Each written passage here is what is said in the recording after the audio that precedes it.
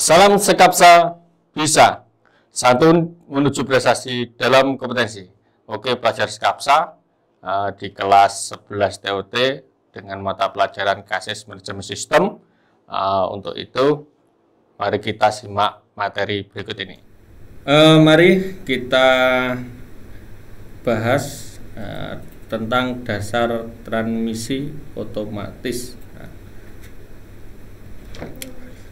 Kita harus mengenal tentang transmisi otomatis pada transmisi yang sekarang. Yang dulu, walaupun sekarang juga sudah ada perkembangan tentang transmisi, tapi transmisi manual, ya ini tetap ada. Ya. Untuk transmisi manual, pengemudi kendaraan menggunakan tuas pemindah untuk memindahkan tingkat gigi transmisi pada tingkat yang lebih maupun ke tingkat yang lebih rendah, itu memindahkan gigi 1, gigi 2, gigi 3 ataupun mengurangi gigi 1, mengurangi di gigi 2 ke gigi 1. Hal tersebut membuat pengemudi harus selalu mengetahui beban mesin dan kecepatan kendaraan untuk dapat menentukan posisi gigi yang tepat. Ini harus paham, di transmisi manual itu harus paham dengan kecepatan berapa kilo harus menambahkan gigi speed, ya. Nanti dengan kerendahan mesin berapa atau kecepatan RPM berapa harus mengurangi speed di jalan-jalan atau ada tanjakan, harus bisa mengerti posisinya gigi speed itu seperti apa, ya. Pemindahan gigi transmisi dilakukan secara kalau yang otomatis ini secara otomatis pada saat paling tepat sesuai dengan beban mesin yang kecepatan kendaraan. Ini kalau yang otomatis itu perpindahannya gigi, ya, sesuai dengan beban, putaran bebannya pada kendaraan. Dia akan merubah gigi speednya sendiri, ya, dirubah menentukan dengan bebannya.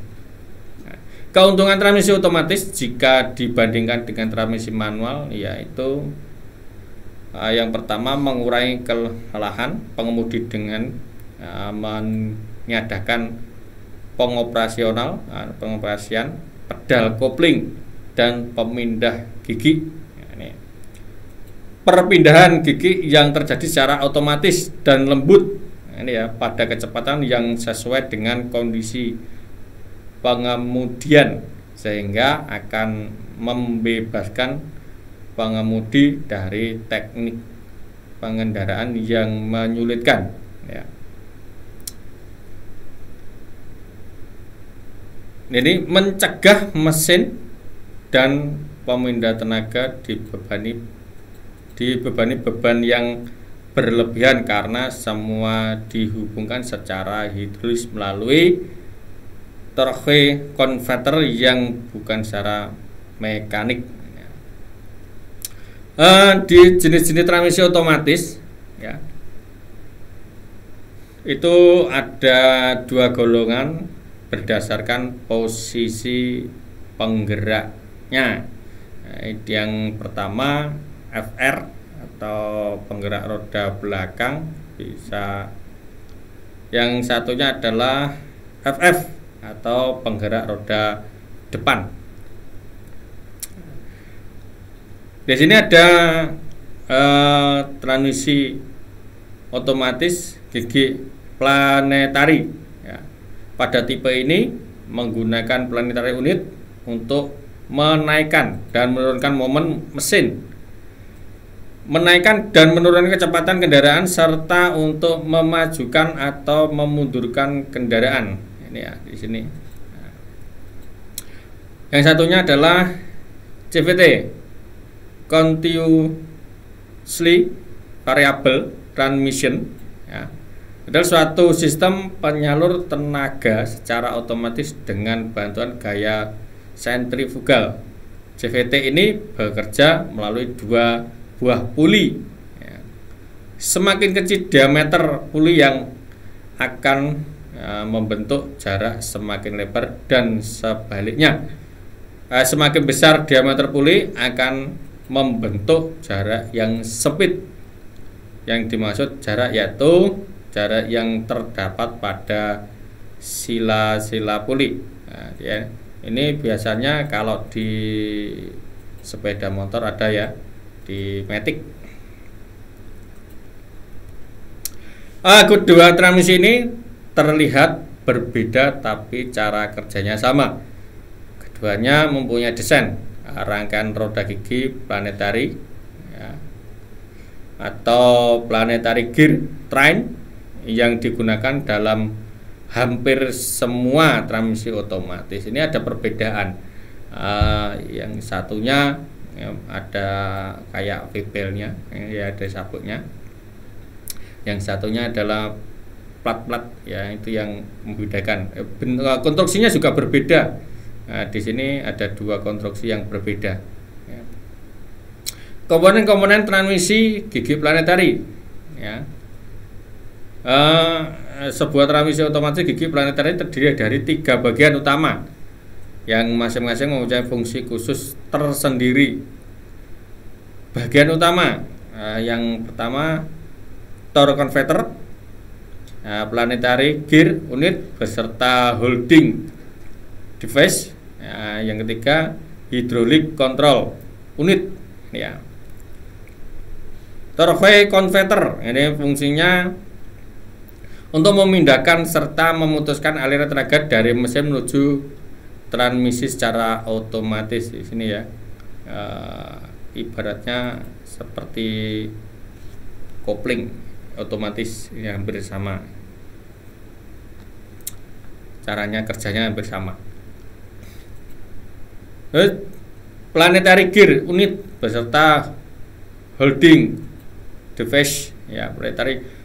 Kalau planetary gear unit itu fungsinya sebagai penerima input dari torque converter dan pengubah kecepatan serta tenaga putar sesuai dengan kondisi pengendara ya. Kalau holding device itu kan alat penahan ya. Dia fungsinya untuk menahan komponen planetary gear set agar tidak berputar. Hydraulic control. Bagian ini mengontrol kerja dari rem ataupun kopling pada transmisi otomatis dengan tekanan yang diperoleh dari pompa oli. Unit pengendaliannya dari hydraulik mempunyai 3 fungsi, yaitu sebagai yang pertama untuk membangkitkan menghasilkan tekanan hidrolik.